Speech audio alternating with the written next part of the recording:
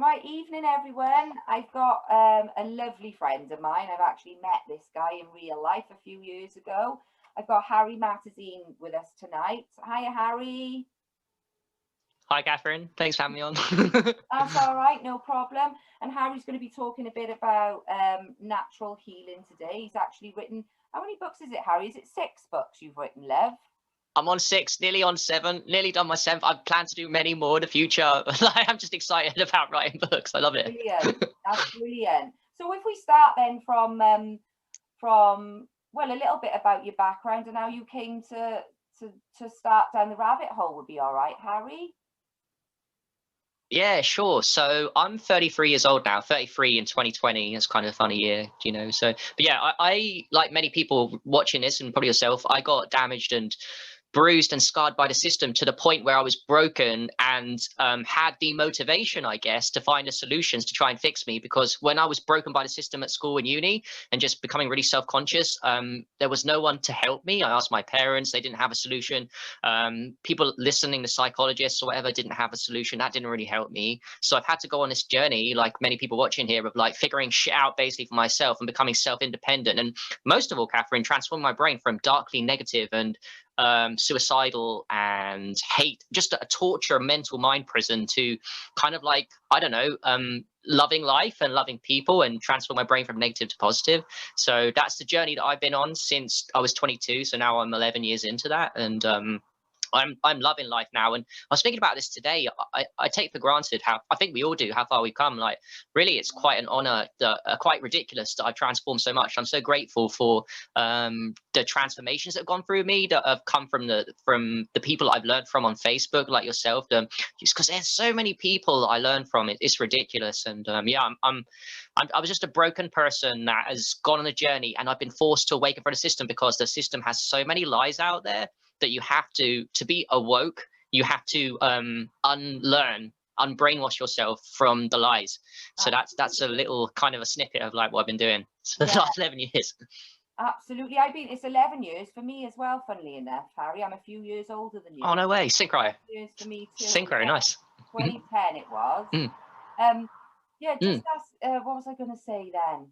Just lost my train of thought. Sorry, Harry. Oh, just no, that's all right. What did you do in uni, just out of interest? Sure. Well, I tried because I was going to be a doctor. Actually, Catherine, I was doing really well at GCSEs, and then really well, like got A stars and A's. And my parents were like, okay, you're going to be. Then I fucked up my A levels, and then I had to go to a rubbish university instead of a good university. And I went to University of Bristol, and I tried history. But the problem was I was so socially anxious that I wouldn't attend lectures. And guess what? If you hide in your room, close the curtains, and don't attend lectures, how the hell are you supposed to pass the exams? So I did that for my first year. I took a year out, and the second year, again, I wasted my parents' money. My parents put the money into this, and I failed my uni twice because I was too socially anxious. So yeah, I tried history, and I'm like, on a piece of paper, like many people watching this, probably like a stupid person. However, that's definitely not how I see myself. There's many kinds of smarts out there, and I've had to, you know, unlearn so much from Yeah. So how did you come across, was this something, you know, when you came across the natural side of things, the fasting and the urine therapy and things, were you sure, that was 4 years ago. Yeah, that was 4 years ago, because 4 years ago, and here's the thing, I started my journey 11 years ago, but the first thing I did was I had to fix my brain. So I had to fix the negativity, and that was with self-help, self-improvement. But I wasn't just reading books, I was taking action. So I was mainly facing my fears. I was, I don't know, approaching beautiful girls on the street, trying to transform my life and become more socializing with more people. But 4 years ago, I've always been open-minded. I've always loved reading books. And I read this book 4 years ago on Amazon. I bought it, called Your Own Perfect Medicine. I don't know if you heard it, Catherine, by Martha Christie. No. Wonder if you have. No. Right.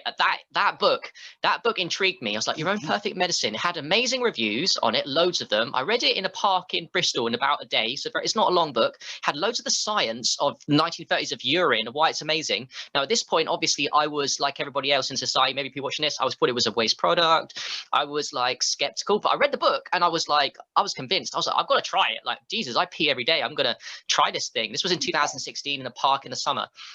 And yeah, the day after I finished reading it, I went and drank my morning pee a little bit, and I got so much energy from that. that I was like, I couldn't believe it. I don't think I've ever had a moment, apart from psychedelics recently, that my consciousness has shifted so much during drinking urine. And from that moment, literally my life path took another change, because that led me to the point I'm at now, where I got obsessed with what you just said, everything to do with health, that went beyond urine therapy, went from into fasting, into sunlight, into grounding, to sun gazing, to being naked, into sleeping on the floor, into semen retention, into tantra, and all these kind of things, and growing your hair long. So that was another curve for me, that the urine therapy, and that's a huge lie that there's so many, Catherine, you know this. I mean, there's so many lies out there, but yeah, it's a joke. But that one in particular is so powerful, because it's a powerful healing modality that's free. And if everyone accessed their own urine and was in trouble with diseases, or just wanted to raise their vibration, everyone has access to their perfect medicine, as the book calls, at all times. And yeah, it literally, do you know the most exciting thing for me when I tried it? It wasn't just about, it changed my state of consciousness so much. It was like, I knew in my mind, hey, I don't have to pay money for this. Normally you have to pay money, like expensive machines to cure your health and to pharma pills. And this was free. This took me to a new level of excitement. I was like, I don't have to pay money for this. It's amazing. It changed my life. It really did. And you know what people are going to say at this point, Harry, or some people are going to be like, what? This is crazy. Yeah. You know, this is crazy. So in terms of benefits from them, what they're going to ask about the science, right? You know what's going to come with it, and there's plenty of science on it. So can you give, you know, in terms of reversing disease and you know, things like that, can you give us some science on that, Harry? That would be great, love. Sure. First of all, I've written 2 books, and I'd recommend people check them out. But another one is, like you said, Your Own Perfect Medicine has literally all the science from the 1930s on urea and all stuff. For me, what I know is that anything swimming in your blood is going to be filtered by the kidneys, and not as a waste. It's just excess. It's not a waste thing. It's an excess thing. So literally all the hormones, vitamins, minerals, enzymes, antibodies from the diseases you're fighting. For example, we fight cancer every single day.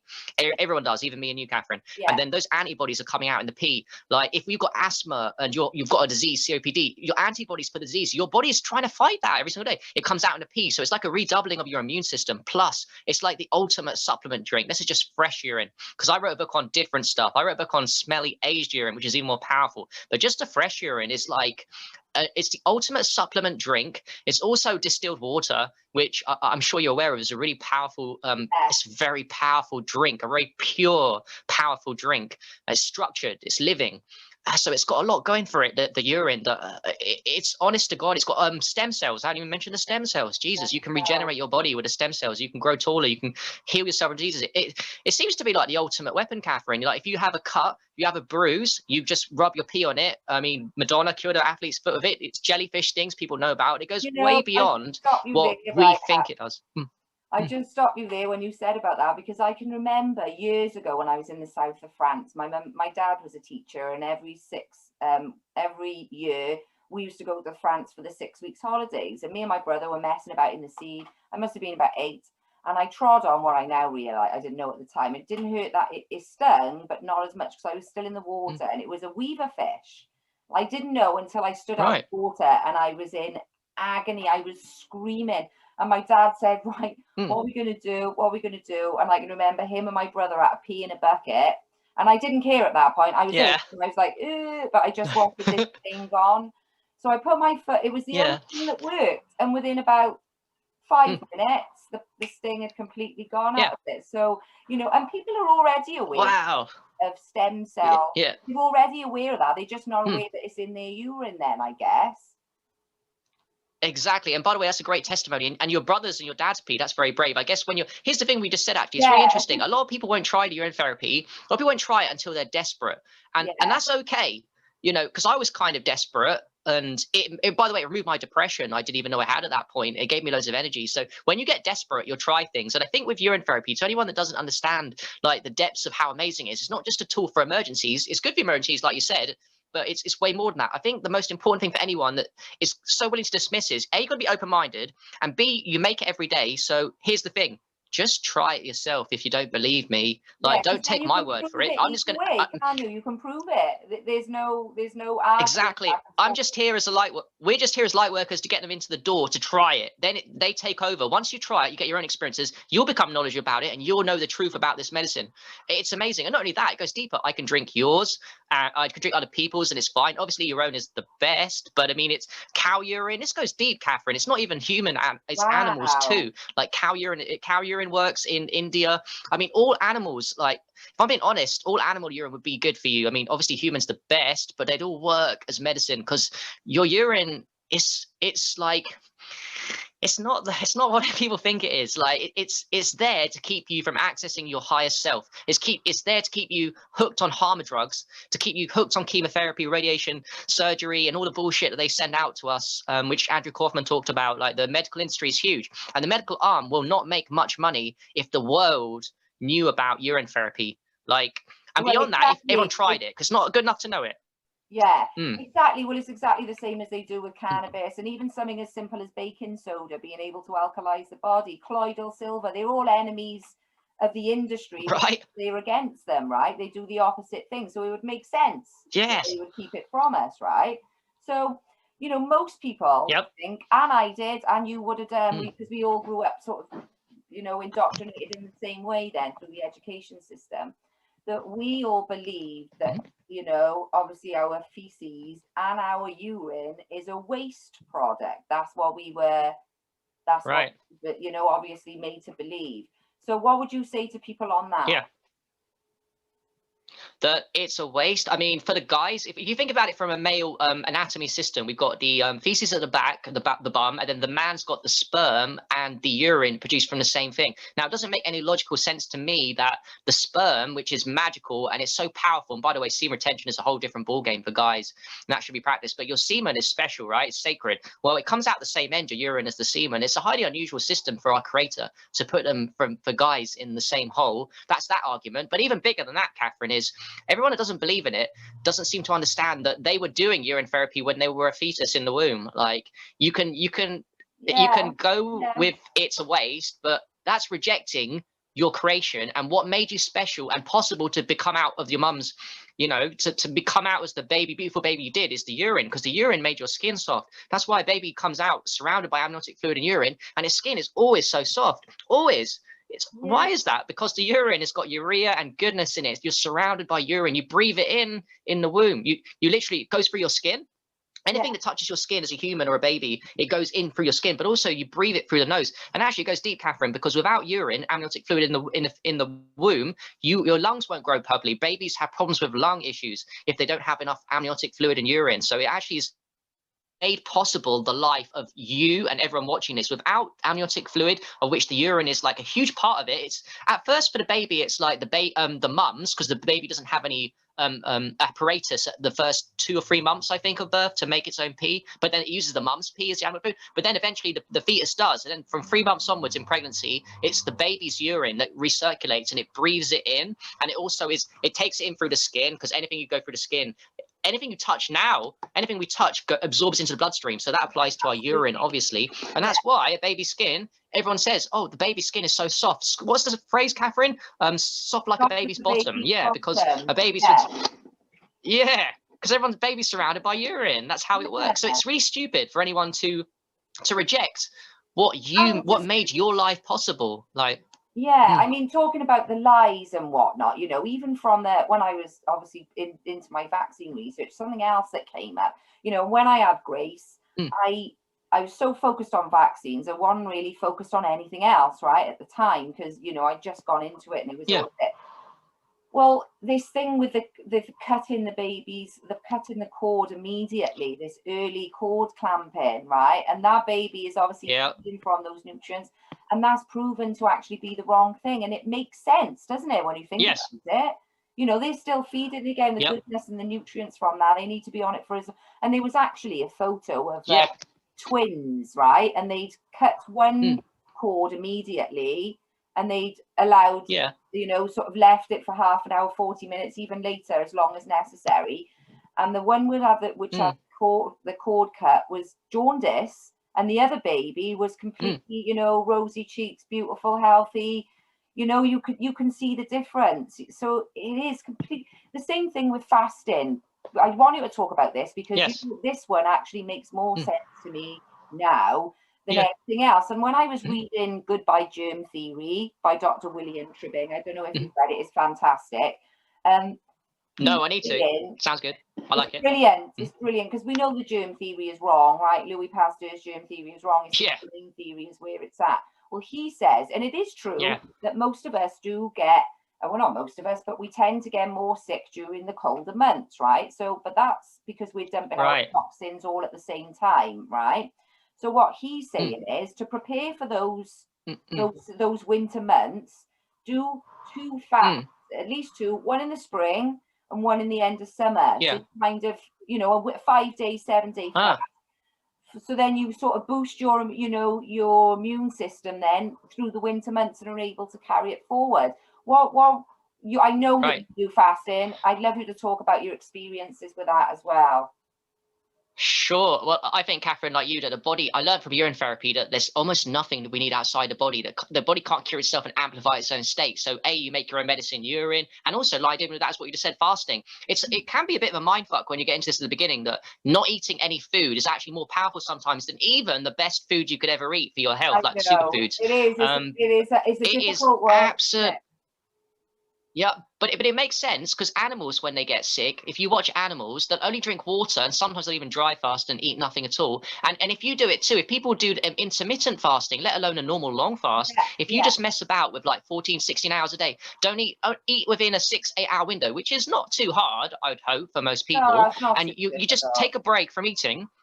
Exactly, it gives you a lot of energy. So when you start experiencing the energy you get when you're not eating, you start to question the lies of, well, why is fasting such a bad thing? Because the mainstream will tell you it's a disaster, you shouldn't fast. And we all do it when we sleep, by the way.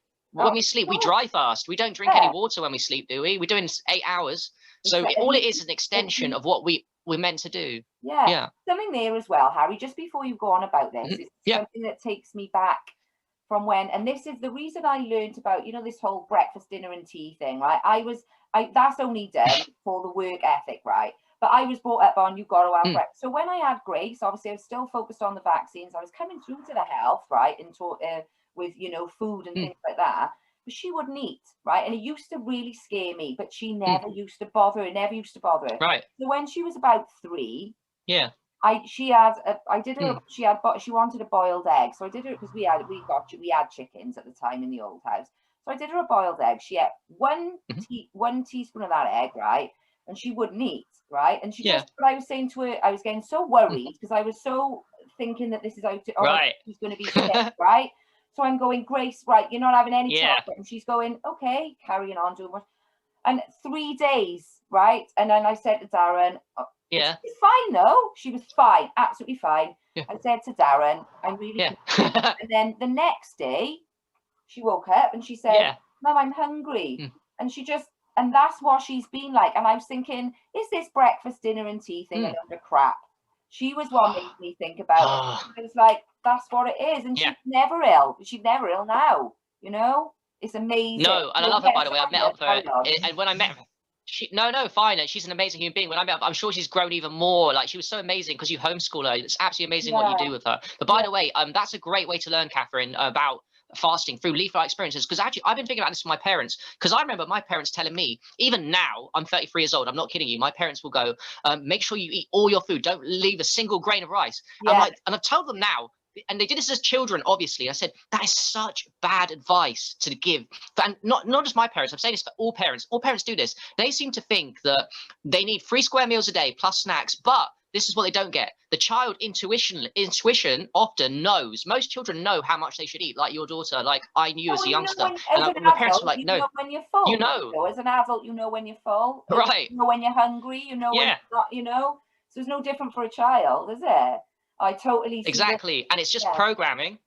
It's Yeah, just it is programming that tells programming. parents that they're worried, and like you, and I understand, by the way, why you felt like that. But now you realise that actually you could be doing more harm by making your child eat and food that they don't want to eat because they know when they're full. And this goes for us as adults. I believe that this whole structure of breakfast, lunch, dinner plus snacks is probably the prime cause of disease, overeating. Basically, it doesn't matter, by the way, if it's good food either. In my opinion, like obviously bad food's worse, but even good food, there's such thing as overeating. It's the prime cause of disease. It's a constant addiction and worry that Yeah, you're going to have low blood sugar levels. This is a myth that you're going to have low blood sugar levels. You can't let your blood sugar levels drop from not eating. Actually, your blood sugar stabilizes. You have more energy often from fasting. It's a yeah, huge lie. They're all tied together. Every exactly. lie in health is tied together. Yeah, and coming to Yeah. like with the fast, true, isn't it? That obviously when you start to fast, if you're ill, right? If you're really sick, like many doctors have said, don't eat anything. You know, some people say eat very good foods, don't eat anything, because the first thing that's going to get taken away there is fat cells and toxic cells. That's the first thing that's going to be taken away. So it makes sense to not feed it anything when the body Yep. is trying to eradicate toxicity. Let the body do its job, and then when you're fasting, obviously high energy levels and everything else that comes with it.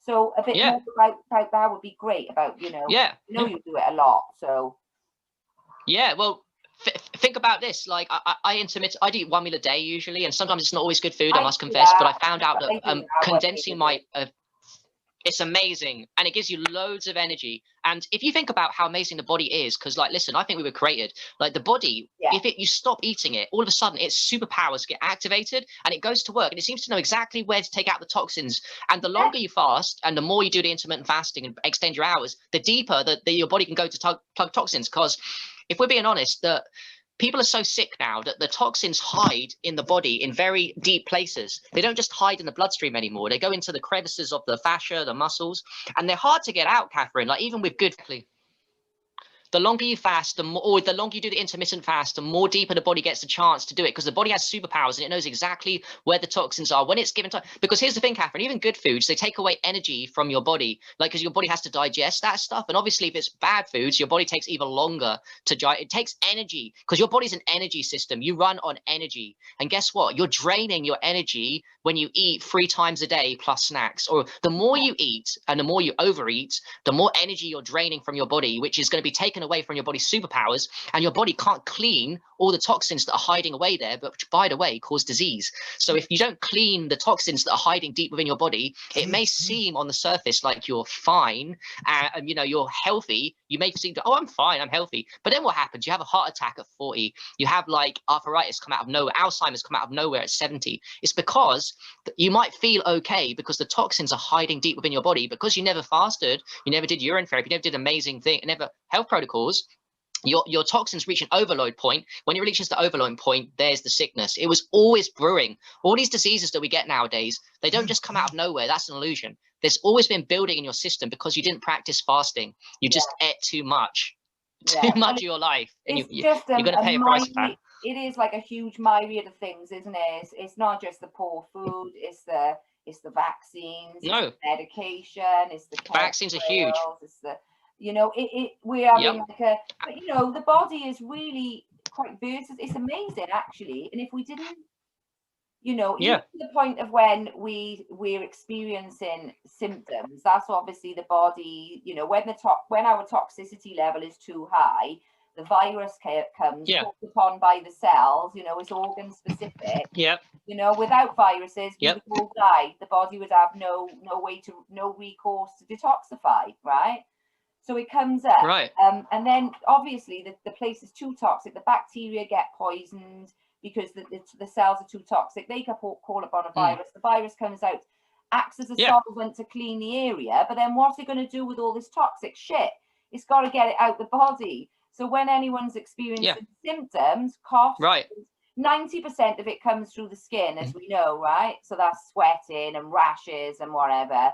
10% is obviously through diarrhea and through being sick and through your mucus, you know, through the nose and the mouth. So it makes sense, right? Your body then is doing its job and ridding that toxicity from the body. But what people then assume that is Right. a sickness, something that's come in and made them sick and whatever. So they run to the doctors, right? And the doctor gives them some pill or whatever, and then they're suppressing those, holding them in the body longer. Yeah. So, you know, when they try and come off pills later down the line, the withdrawal symptoms are horrendous because it's just been pushed, and every time you push a symptom, it'll cause another symptom, which people then think is a different disease, but it's not. It's the same disease. A different way of way of your body trying to do its job. So fasting. I think people need to rewatch I think people need to rewatch what you just said. I think people need to rewatch what you just said, because that's really powerful. Even I learned something there. That's key, because people are muddling up like symptoms of even the COVID and the coughs and the flus and all the bad stuff as actually, that's good, because at least your body's functioning properly to recognize there's a problem, you're under attack, and it's trying its best to get it out. So yeah, like you said, and this is a powerful point. So when they get the symptoms, which might be real, by the way, I'm not going to argue the symptoms aren't real. They'll go to the doctor and get the medication. Now we know that medication, most of it is absolute garbage. It's going to suppress, you made a great point, it's going to suppress the symptoms, it's going to hide the toxins further in, it's literally going to push the toxins back inside the body, which is going to cause more problems down the line than you could ever imagine. So that's the real conspiracy. Now people say there's no such thing as conspiracies. Oh, there is. There's loads. That's one of them. All this going on now is a massive conspiracy to keep people unhealthy and to lie to us and to keep their pharma drugs going. And the vaccine, the COVID vaccine, that's a conspiracy. It's so frustrating when you think about it. Like if you go deep with it, it's really annoying that all this stuff that's going on. Because another thing, Catherine, is that when you speak of bigger vaccines, there is actually one good vaccine out there. There's one. Do you know what it is? It's urine. There is one vaccine, because that actually is the ultimate, genuine, no bullshit vaccine. Doing urine therapy, putting a little bit under your tongue, that's the only vaccine you ever need, and that will work. Like even if you just put a little bit under your tongue, you just fresh urine, you put on your skin like a little bit after you've gone for a pee toilet, and you generally have if COVID is real, then you do that. You won't have the symptoms. It won't show up because the urine is the vaccine. The other vaccines they created for us have all kinds of bullshit in them. They damage. By the way, I don't know if you know, Catherine. I don't know if I told you, I'm short-sighted, and it was because I had perfect vision until 13. I had a vaccine at 13 years old, and a couple of months later, I got short-sighted, and it's not a coincidence. I literally became short-sighted from perfect vision because of a vaccine. Now, I'm not saying that's bad compared to other people, but I'm just saying I'm vaccine damaged. Yeah, and that's it has a vaccine at school. It's funny you should say that, right? I didn't know, but it reminded me. My granddad, he's dead now. He died a couple of years ago of dementia, unfortunately, but he was in the RAF. And he was when he was ill about 5 years ago. He was in the hospital, and I had to take my nan to go and visit him. And we were in there, me, my nan, Darren, and my granddad was obviously in it. And he didn't have dementia then. He was just getting poorly. He was talking, and he was sat, and he's always had glasses from what I can remember. And he was sat up in his hospital bed, and he said, I don't know what we were talking about, right? But he said, oh, I remember when I think it was the anthrax vaccine. I can't remember what vaccine it was. He was a young lad, you know, but he was a navigating pilot. So he had to have good eyesight.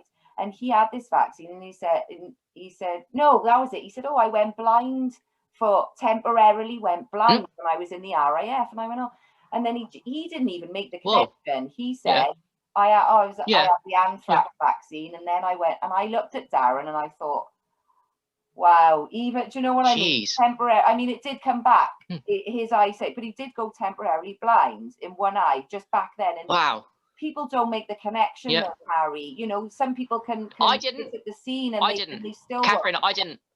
No, I didn't make the connection. This is really bad. And actually, it goes deep, because I know vaccines cause all kinds of things, not just eyesight problems. They got all kinds. Every disease under the sun, vaccine causes a problem to everyone. By the way, it's never good for anybody, ever. If someone says they haven't got a symptom, trust me, it's doing some damage in your body, whether you feel it or not. But what I was going to say with that is there's a strong link between vaccines liver damage because of the mercury toxicity, and it goes to the liver, right? The liver can't handle it. Now listen, the liver, according to traditional Chinese medicine, is connected to the eyes. The Chinese were very smart, they knew. So the liver gets overloaded by vaccines, therefore it affects your eyesight. Now it affected my eyesight, affected your dad's eyesight. There's a strong link there between the two. And I'll give you an example to prove what I just said, Catherine. You know, when people drink alcohol, that affects your liver obviously more than most organs. Well, guess what? That's where beer goggles comes in. Beer goggles, you know, when your eyes go funny, it's because the liver and the eyes are connected. When you drink alcohol, it damages the liver, which affects up the eyes. So that's proof that the eyes and vaccines and livers all linked together. There's just like simple shit that I figured out that it should wake people up, man. It's really bad, like vaccines. I didn't know that about the liver and the eyes. You just taught me something there. But when I'm making a connection, when I talk about that, obviously, because I've researched them a lot, I recognize it everywhere. I know where it is. But even from when I was in school, and I'm 37, so when I go back to prep, right, I don't even think there was one person. There might have been one person with glasses in the whole year. Now, when Grace was in nursery, because she did go to nursery for 1 year before I took her out, there was at least 5 in there, glasses, and some. Do you know what they're very? So now you see that, you know, that it does. It actually even states it on the back on the package inserts that it can cause blindness and deafness and everything else. It does. Yeah. But I didn't know that about the and autism, and people should watch. Yeah, it's true. And you know what? People should watch Vaxxed if they think vaccines are good for them. Have you seen Vaxxed, by the way, Catherine? That's a really good one. Yeah. Oh my God, that's a really good movie. Vaxxed 2's coming out, I think, soon. Yeah, I think it's out. Really. Hey, I want to ask you. Oh, 1 second. I can't see. Okay, I've lost. There you are. Okay. Right, I was going to ask you a question, like, because I know that you homeschool Grace, and I know I've met her, and she's an awesome person. And like every kid I've ever met, and I've not met many, every kid I met that's homeschooled seems to come out perfect. Could you want to explain to people what's the power of homeschooling? Why are you taking them out of school, and why is it so important? Because I love to hear this too. Why is it so important that we are doing this? Why do we take them out of the system of the education and control and put it into our own hands? Why did you do that? Why did you guys decide to do that? For me, you know. For me personally, it was Grace was changing. It was, and she was only little, you know. So for her to change, very, very bubbly, like she is now. That's what she was always like as a child, as a really little girl.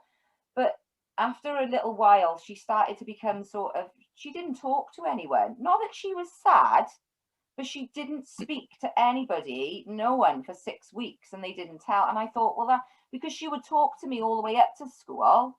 I'd send her in, and then I'd come and pick her up, and the teacher would go, "Oh, she's cute," and then she would come home and she would talk. But I didn't realize until later on down the line that she didn't even say a word to anyone for 6 weeks.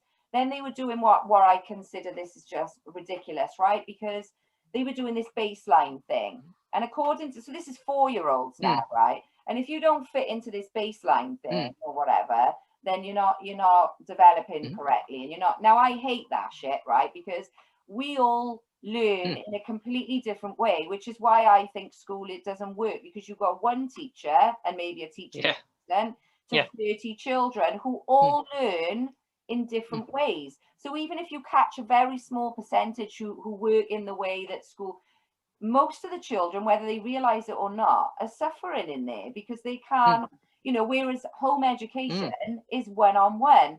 And I don't follow the curriculum at the moment because it just, to me, home education was always the way. It was always the way because that's how we learned. It was passed down from our ancestors through, you know, their wisdom, and we would learn cooking and growing food, and we would learn real life skills, right? Real genuine building. We learn all that, and then they put in, you know, the school education system is rotten to the core. And I know people don't want to hear that, but unfortunately it's producing, you know, it doesn't teach us anything, as you know. It just teaches you, well, it teaches you not to ask questions and, you know, to obey and be compliant. And if you don't do those things, then you get punished, you know. And I just want Grace to be free. All I wanted, and I never ever sat her down and when you've got to do this, you've got to do that. I taught Grace how to think, and she's nearly 11 this year, and she's a free thinker. That's all I can ask for. She knows. She go away and have a look on her own. Yeah. When we can learn anything. With the origin that Darren does, she learned a lot. She knows a lot about nature. You know. So, and do you know what? Yeah. Both my parents were teachers as well. So it was really difficult. Oh, wow. Yeah. But I knew I was doing the right thing. And 6 years on, I've made some ridiculous decisions in my life. But taking Grace to school and home educating her was the best decision I ever made. The best.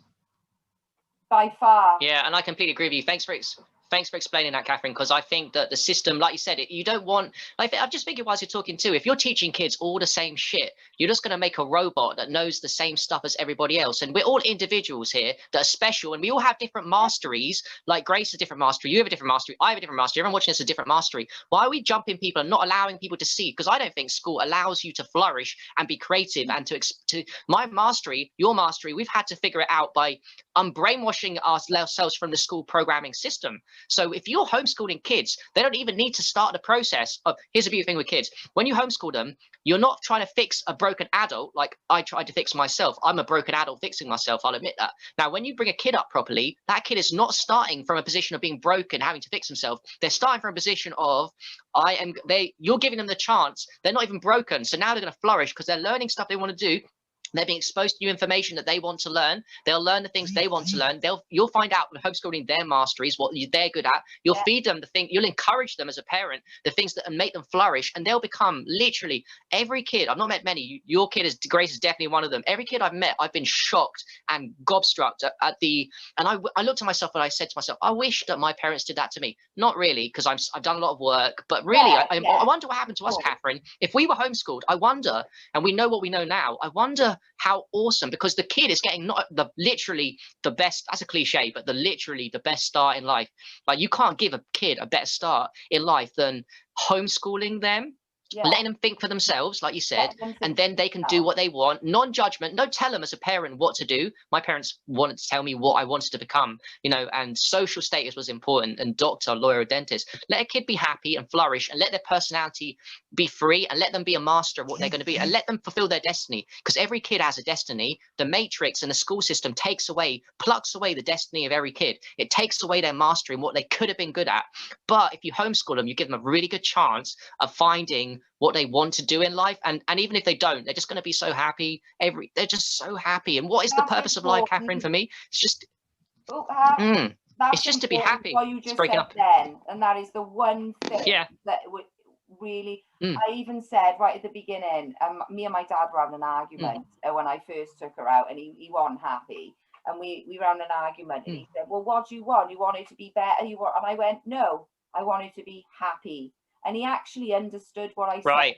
We've been arguing for about 4 hours, back and forth, back and forth. We both had a drink. It was years ago. And in the end, he said, well, what? And I said, I wanted to be happy. And he just went, right, because he knows she is happy, right? So I achieved.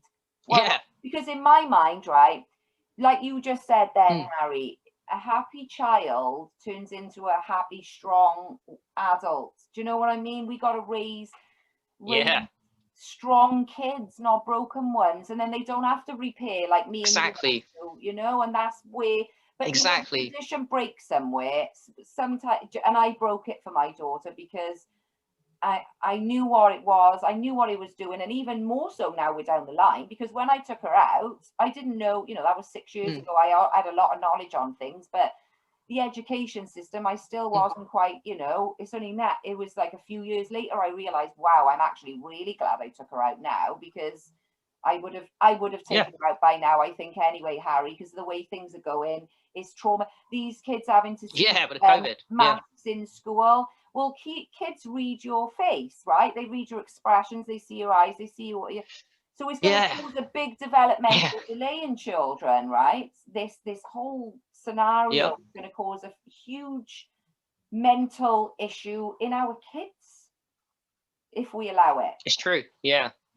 It's crazy, right? Yeah, that's so true. And what you said as well, like, unfortunately, the way society is at the moment is that we have to be broken, like me and you. We have to be broken in order to really change. But I think in the future, what's going to happen if more people do what you did and homeschool? Imagine if every kid is homeschooled and there is no such thing as school. Then we won't need to leave to a situation where we get broken, because everyone can start at a higher level. And then we talk about like the future of like literally what people might call woo-woo, where everyone's like becoming a hippie and just like living a beautiful existence in perfection. Because actually that stuff is real. It's just we've just dropped down so much. This system has let us down so much that we have to find our way through being broken and being forced to it. But there's a better way, because homeschool kids that are homeschooled don't feel like I'm broke, I need to fix myself. They're like, I'm happy because my parents let me do what I want. I learn what I want. I learn. They don't. It's not they don't.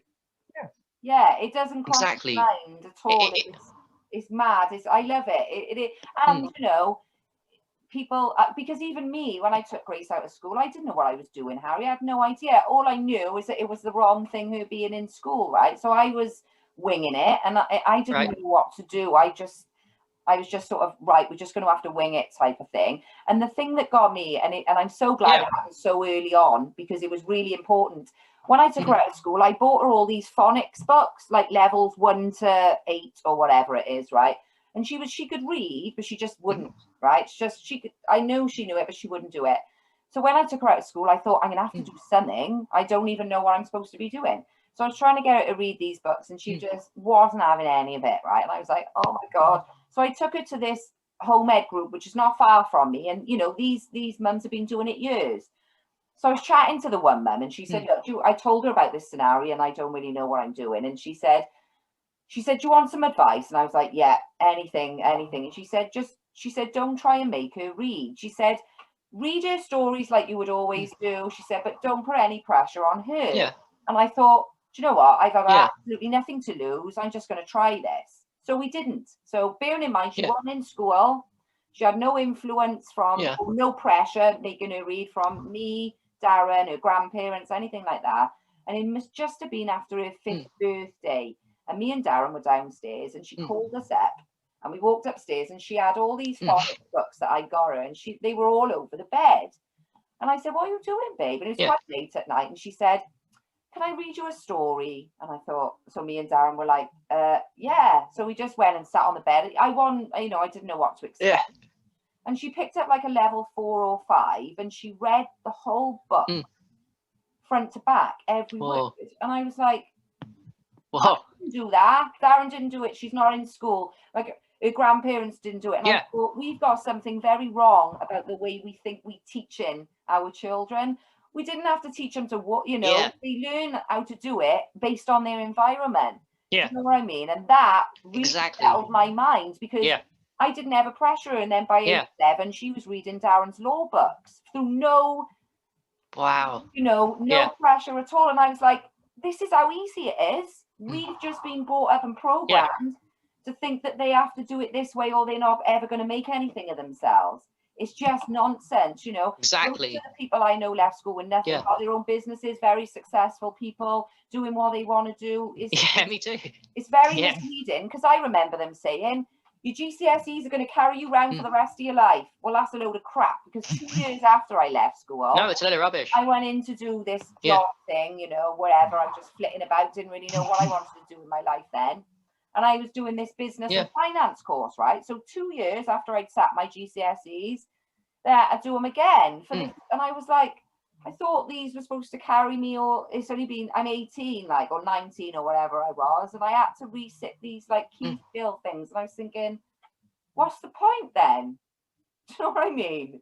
What's the point? And I'm not suggesting everybody don't do them and whatever. If you want to do them, great. But all I'm saying is they're not necessary to become the best version of yourself you want to be. It's just exactly. Simple, you know? And thanks for sharing that, Catherine. There's a lot there that I can unpack. One of them that I'm really going to stand out, I'm going to remember, is the fact that when you take the pressure off, because I learned too from you, I had no idea of homeschooling. I don't have kids at the moment, but I like that. The idea that when you take the pressure off kids, and here's the thing, that there's a meme I saw once, and I never forgot it. It's like, the best way to make kids learn is to be a good role model parent, a mum and dad, and your kids literally want to become you. Because I don't want to bash my parents, but obviously they weren't, in my mind as a kid, good role models for me to think, oh, I really want to be like them. But if they are like your kid is, and many kids that get homeschooled, they see their parents like learning and enjoying life and discovering, and they're like, I want to be like that. I want to read because I see my dad reading. I want to forage because I see my dad foraging. I see my mum learning on YouTube. I want to copy the same stuff. So that's how you teach kids. And by the way, I reconnected with all my old school friends, which I haven't seen in 15 years recently, a lot of them. And literally, I'm not kidding you, all the ones that done really bad, that were naughty, like in school, are like, have their own businesses now. And I was like, yeah, that makes sense. Like, and me too. But listen, I'm a failure. I've written many books, and I've helped a lot of people. I'm doing a lot of good things in the world. But according to a school piece of paper, I'm a dumbo.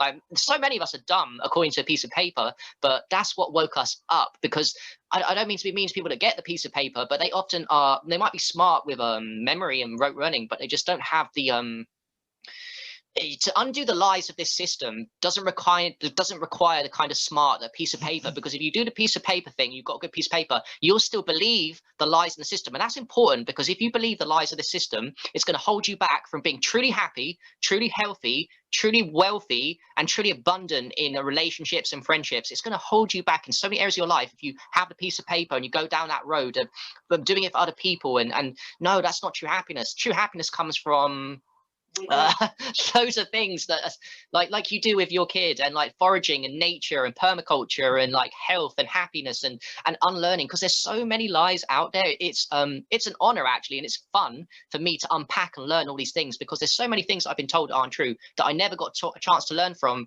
school. School didn't teach me the stuff that I wanted to know, that I've had to learn now. You know, it never does. School is not good. And that's it, even in my experience, you know, and I'm pretty good. I got a very good memory. My short-term memory is terrible. I remember dates, times, faces, you know, I'm very good like that. But in school, I did always wonder, because I was either not there, because I used to much all the time at school, or when I was there, I was either daydreaming or I was a distraction, like distracting other people. And the only 2 lessons that I liked was French, because I could speak it fluently at the time. I can't now, it's been bloody years, Nice. 20 years or something since I've even spoke it. But from a kid, look, I knew it from a kid. So when I went into comp, I knew it anyway. So that, and English literature, because I like to read, right? Every other thing, what's wrong with me then? Because I don't actually like any of the ones. I liked art, but only because I could arse around in the classroom. I can't draw. I'm not very, you know, I'm not.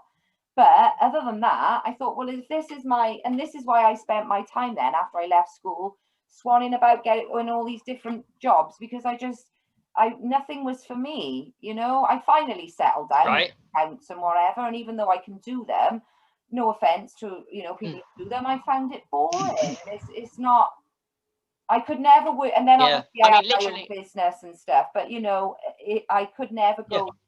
It didn't make me happy. I was doing that old gotta work to get money stuff, you know, the sort of necessities. But sort of, and it brings everything else down, doesn't it? And has a massive knock-on effect to everything. It does. Huge knock-on effect. And makes it does. Literally for me, school was unhappiest days of my life, but because of what broke me and made me shy and socially awkward and all that stuff. But actually, I'm grateful, because that's what woke me up. Like, the system let me down, and then therefore that made me unlearn all this stuff. And I'm nowhere near done. One of the things I find fascinating with life, Catherine, is there's so much to learn, to be humble about. And look, I might know a little bit about urine, I might know a little bit about the power of health, but I even learn new things from people on Facebook and real life and about health. It shocks me every day. I'm literally humbled by social media too, if I'm being honest, because I know there's a big thing with people bashing social media in the mainstream and saying it's all bad, and I understand it's controlled and people watch, and Facebook and all that stuff, but if I'm being honest with my life, Facebook's changed my life. Like, literally, Facebook and the connections I've made, which I've moved into the physical, meeting up with people, and I'm now going to work, my dreams are with people, I'm going to build retreats. Social media is a powerful tool that we should all use to unite, and because that's how people are going to watch us right now. And it's how, because you think at the beginning of your journey, I'm sure you're the same, you think you're alone.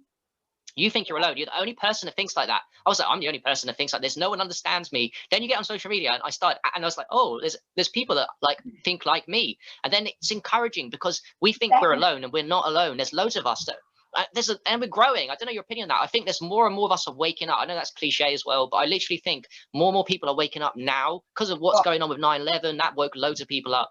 And 9/11, COVID, all of the false flags they do, they all wake people up. And they're trying to stop it. They're trying to stop it, but they'll fail. Periods in time as well, because obviously we've been sort of on this journey at roughly the same time, and I don't know how you see it, but from what I've seen, like you just said, you see it sort of growing, and then something big will happen, like a big massive false flag that'll wake another load of people up, but I gotta be honest, Harry, I have never seen anything like the last 12 months.